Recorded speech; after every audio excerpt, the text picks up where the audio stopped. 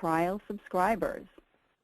I'm Barbara Lewis. I'm the managing editor of DocCom, and joining me today is Laura Cooley, Director of Education and Outreach at the American Academy on Communication and Healthcare.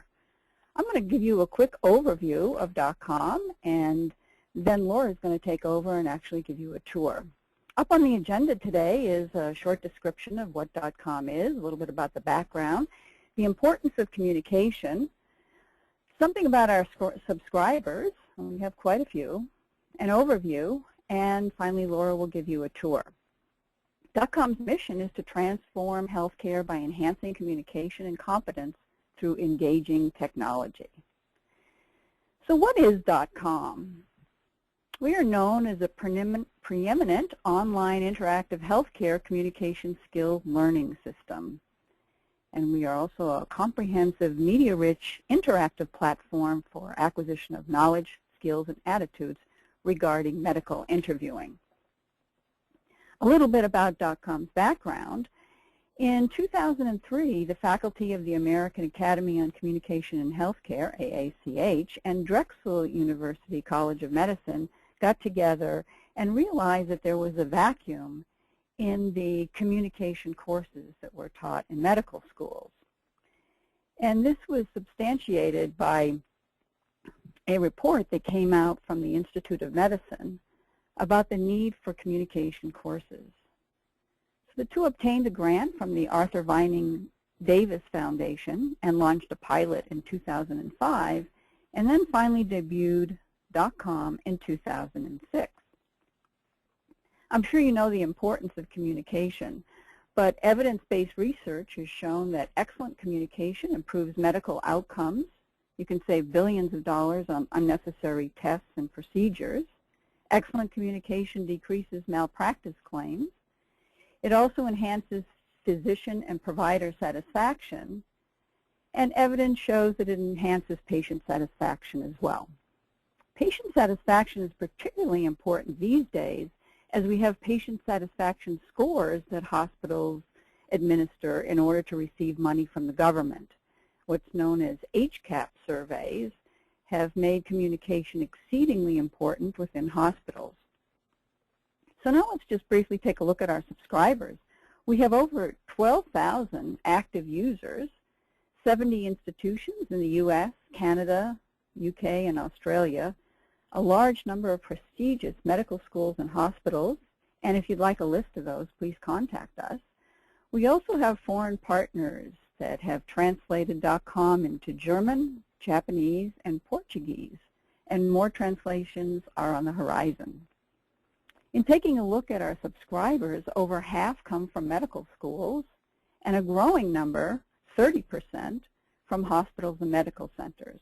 We also have quite a few residency programs as subscribers, and recently started with physician assistants who are now subscribing, and that is another growing area.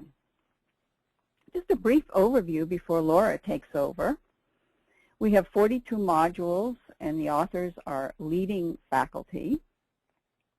We have over 400 videos of realistic interviews, unscripted, annotated interactive videos, which Laura will get into, assignment feature. Subscribers can take questions, students can have questions, there's a grading matrix, and many, many resources as well. So now let me turn this over to Laura, and she's going to take you on a tour so that you can see exactly how DocCom works. Laura, over to you. Hi, Barbara. Thank you for that introduction. It was very helpful. And I hope that now you are seeing my screen. Yes. And I will begin shortly.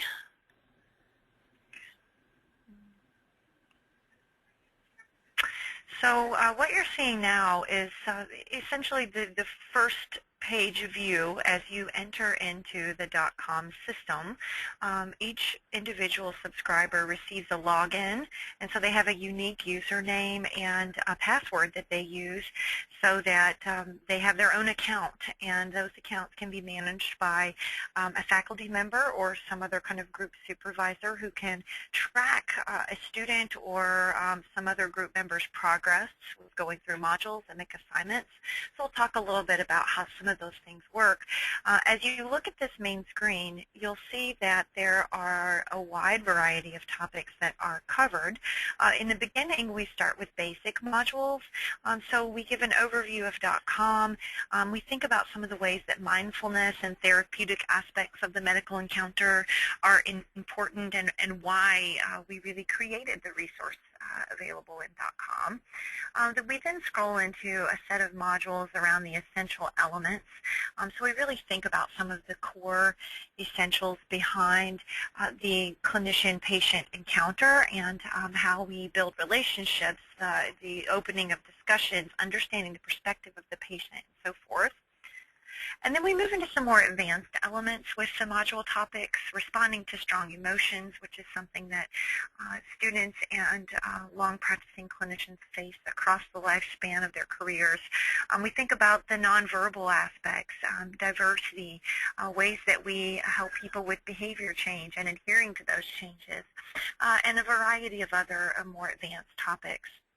And then we also look at some communication in specific situations, such as family interviews or the geriatric interview, and some of the specific dynamics that happen that require us to communicate in more thoughtful ways, and using techniques that really work for those certain situations. If you'll notice as we scroll through, there really is a wide variety of very specific topics.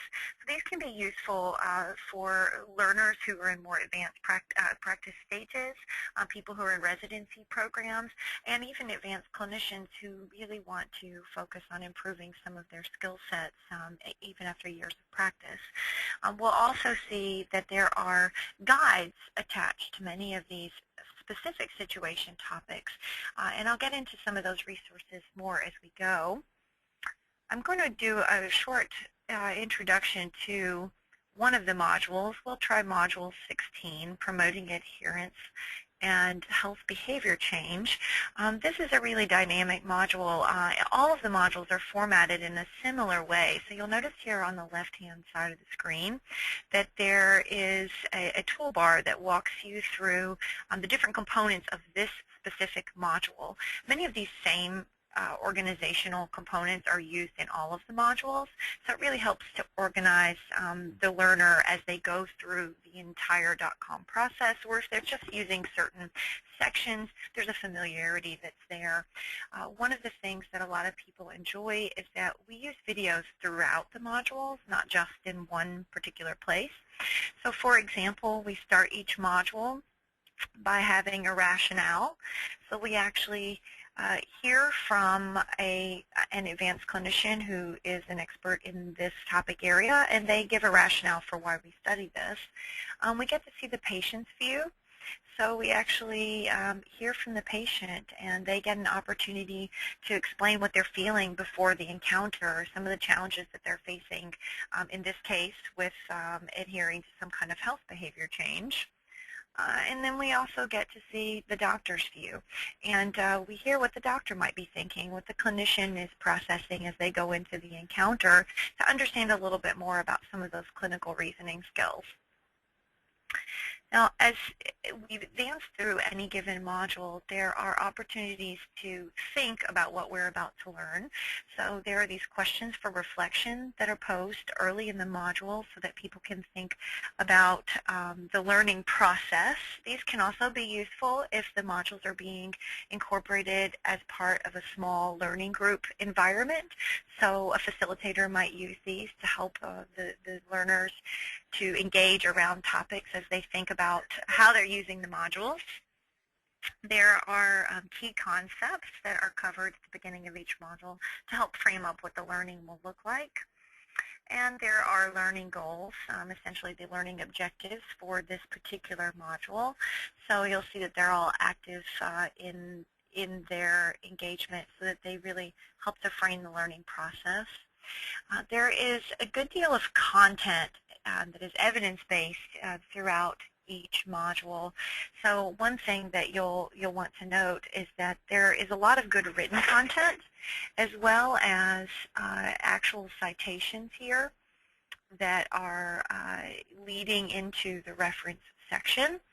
So it gives learners a sense that this is not just someone's opinion, but that this is coming from evidence-based areas and is really just as elaborate as maybe some textbooks might be on this topic. One thing that's particularly helpful is that this is not just a textbook with reading content such as what you're seeing, but it's also using videos embedded throughout. So in this particular module, we have an opportunity to click on particular skill sets, like the pre-contemplation phase of assessing behavior change and readiness for change. And we actually get to watch as the clinician engages with the patient around a topic related to health behavior change. And it really demonstrates this pre-contemplation phase. And so we get to see these different dynamics play out with the same clinician and patient, and really provides an understanding of the encounter and the ways that we're enacting these communication skill recommendations. As you work through the module, you'll see that there continues to be a good amount of content. Also, we use quite a few scripts to help people think about words that might be used when a clinician and patient are interacting. So there are a lot of different ways of learning. And one thing that's really helpful is that within each module, we end with a behavior change checklist. So we give checklists in each module to help the learner think about the skills that they've learned and how they will implement those into practice, as well as helping the faculty member or coach or whoever is overseeing the growth of this communication skill development. They have a checklist that they might use if they're assessing a role play or a live clinician-patient encounter. So the behavior checklists vary for each module based on the topic and the content that's being covered. And that might be a helpful tool as we look at some video examples that are embedded within each module. In the later parts of the module, as you'll see on the left-hand side, there is typically a video example that really plays out a much longer encounter. So it's not just a clip like we saw earlier in the assessing of readiness for change, but we actually see a full encounter played out. So in this case, this is actually a 14-minute encounter. A student might watch all of these, or a learner might watch the entire encounter play out. They might also be interested in skipping to certain pieces. So one thing that's interesting about all of our DocCom video example modules is that on the right-hand column you'll see a highlighted portion of text that actually shows the communication skills as they're being enacted by the clinician during the patient encounter. And so you'll see it's highlighted now while the discussion is playing out. You might be interested as a learner in going to a certain aspect of the communication skills that are used. And so you can actually skip ahead and go see that part as it's highlighted there. So learners can start at the beginning and play all the way through and watch the skills highlight, or they can skip around if they're working on a particular skill that's geared towards their learning goal. Something that you'll also note here is that there is the opportunity to see annotated comments from the clinician.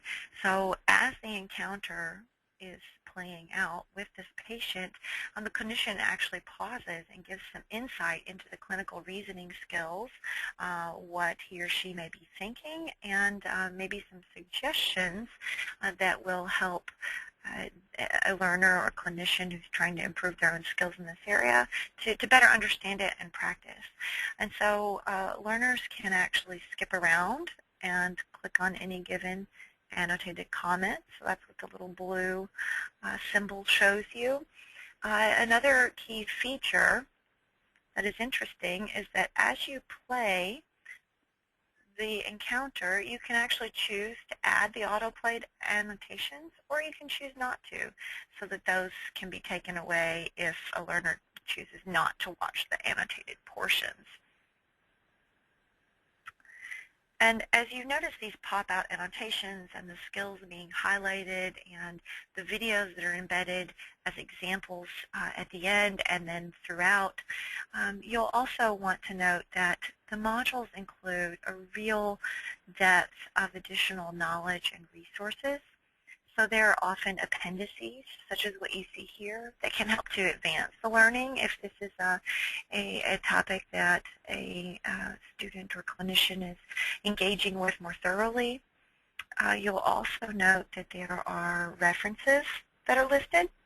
So you can actually click on a reference section at the end of all 42 modules and find academic resources to help further support the topic and to help with the understanding of how this module was built and the substantiating evidence that helped to produce the content that you see here.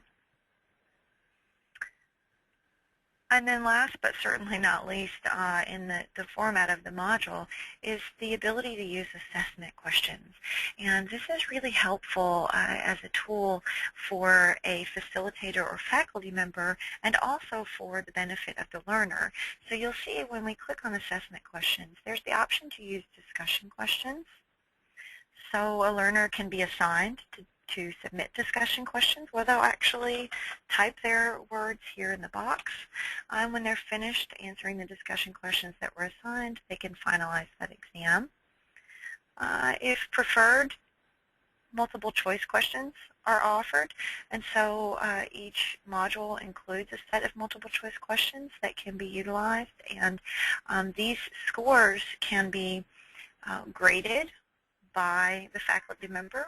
If you notice here, any given faculty member can assign the students that they're overseeing with certain modules, and then they can check to see if the student has actually completed the assignments for that module. You'll see here as an example that Module 1 does not have any completed assignments or grades. But if you scroll down, you can go to a section where you will find that some grades have been completed, and you can actually see the score and how the student or learner performed in that area. The exam can be reset. So if you're coming in as a faculty member or facilitator, this can be really useful. It can be useful in coaching situations as well to track learning progress. And then as additional resources, there's a resource tab located at the top of the page that helps to provide further support for facilitators, coaches, or faculty members.